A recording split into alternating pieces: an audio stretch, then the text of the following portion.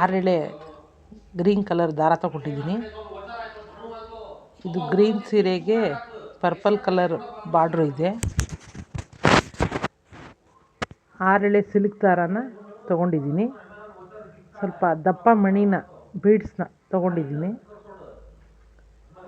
ಇದಕ್ಕೆ 0.85 ಕ್ರೋಶ ನನ್ನ ಹತ್ರ ಇರೋದು. ಫಸ್ಟ್ ಸ್ಟಾರ್ಟಿಂಗಲ್ಲಿ 2 ಸಲ ಸೀರೆಗೆ ನಾಟ್ ಹಾಕ್ಕೊಂಡು 2 ಚೈನ್ ಹಾಕಿದ್ದೀನಿ.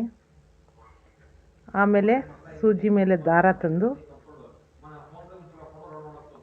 ಬಟ್ಟೆಯಿಂದ ಕ್ರೋಶದಿಂದ ದಾರ ತೆಗೆದು 2ರಲ್ಲೊಂದು 2ರಲ್ಲೊಂದು ಡಬಲ್ ಕ್ರೋಶ ಮಾಡಿದ್ದೀನಿ. ಸೂಜಿ ಮೇಲೆ ದಾರ ತಂದು ಬಟ್ಟೆಲಿ ಹಾಕಿ ದಾರ ಹೊರಗೆ ತಂದು 2ರಲ್ಲೊಂದು 2ರಲ್ಲಿ ಒಂದು ಡಬಲ್ ಕ್ರೋಶ. ಪುನಃ ಪಕ್ಕದಲ್ಲೇ ಸ್ಟ್ರೇಟಾಗಿ ಇಟ್ಕೊಂಡು ಸೂಜಿ ಅದೆಲ್ಲಿ ಬರುತ್ತೆ ಅಲ್ಲಿ 2ರಲ್ಲೊಂದು 2ರಲ್ಲೊಂದು ಪುನಃ ಸೂಜಿ ಮೇಲೆ ದಾರ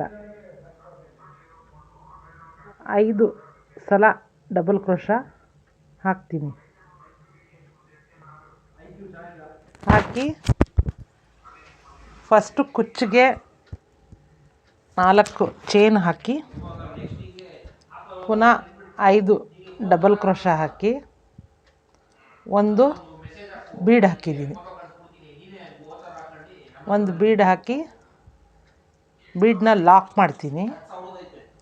ಲಾಕ್ ಮಾಡಿ ಪುನಃ ಸೂಜಿ ಮೇಲೆ ದಾರ ತಂದು ಸೀದಾ ಹಿಡ್ಕೊಂಡು ಬಟ್ಟೆಗೆ ಸ್ಟ್ರೇಟಾಗಿ ಹಿಡ್ಕೊಂಡು ಎಲ್ಲಿ ಬರುತ್ತೆ ಅಲ್ಲಿಗೆ ಲಾಕ್ ಮಾಡಿದ್ದೀನಿ.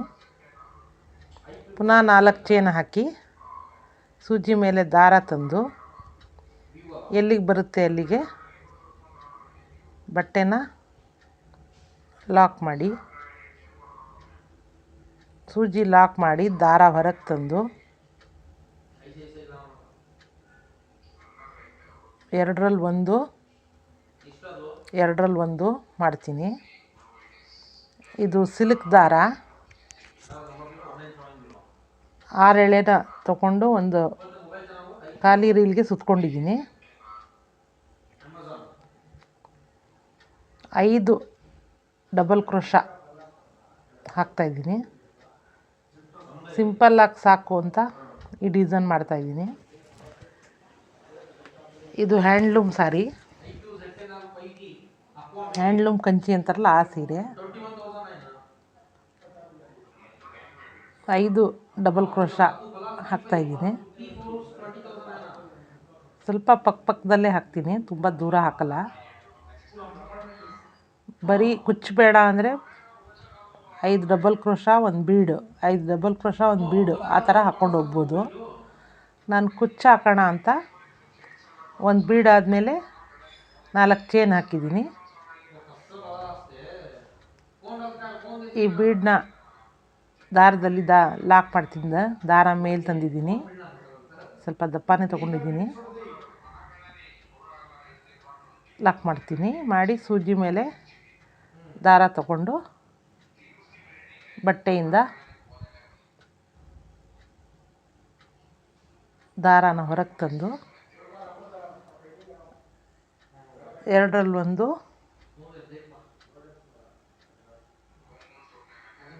2ರಲ್ಲೊಂದು ಮಾಡ್ತೀನಿ.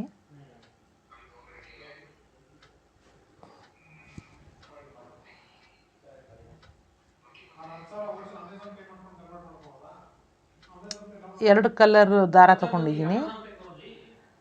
ಅದನ್ನು ಕುಚ್ಚು ಕಟ್ತೀನಿ. ಈ ಒಂದೇ ಕಲರಲ್ಲಿ ಫುಲ್ ಈ ಥರ ಡಿಸೈನ್ ಹಾಕ್ಬಿಟ್ಟಿದ್ದೀನಿ. ಆಮೇಲೆ ಇದಕ್ಕೆ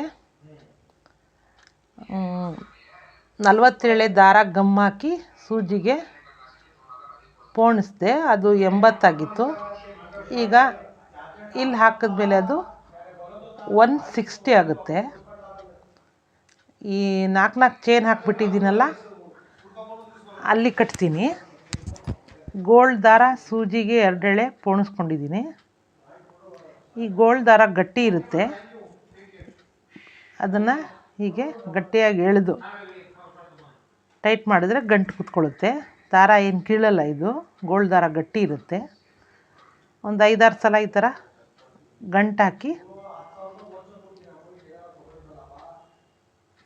ಕಟ್ ಮಾಡ್ತೀನಿ. ಆಮೇಲೆ ಒಳಗಡೆಯಿಂದ ತಂದು ಈಚೆ ತಂದು ಹಿಂದುಗಡೆ ಕಟ್ ಮಾಡ್ತೀನಿ. ಈ ಪೋಣಿಸ್ಕೊಂಡಿರೋ 40 ಎಳೆ ದಾರ ಪೋಣಿಸಿದ್ನಲ್ಲ, ಅದನ್ನು ಐರನ್ ಮಾಡಿದ್ದೀನಿ. ಐರನ್ ಮಾಡಿದ್ರೆ ಫಿನಿಶಿಂಗು ಚೆನ್ನಾಗಿ ಬರುತ್ತೆ ಅಂತ. ಒಂದು ಗ್ರೀನು, ಒಂದು ಪರ್ಪಲು ಆ ಥರ ಕುಚ್ಚು ಕಟ್ಕೊಂಡು ಬಂದಿದ್ದೀನಿ. ಇದು 160 ಎಳೆ ಇದೆ. ಐರನ್ ಹಾಕಿರೋದ್ರಿಂದ ಫಿನಿಶಿಂಗು ಚೆನ್ನಾಗಿ ಬಂದಿದೆ. ಹೆಚ್ಚು ಕಮ್ಮಿನೂ ಬರಲ್ಲ, ಕ್ಲೀನಾಗಿ ಬರುತ್ತೆ.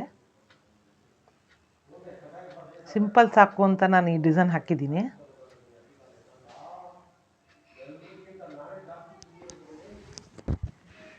ಒಂದು ಗ್ರೀನು, ಒಂದು ಪರ್ಪಲ್ ಈ ಥರ ಹಾಕ್ಕೊಂಡು ಬಂದಿದ್ದೀನಿ.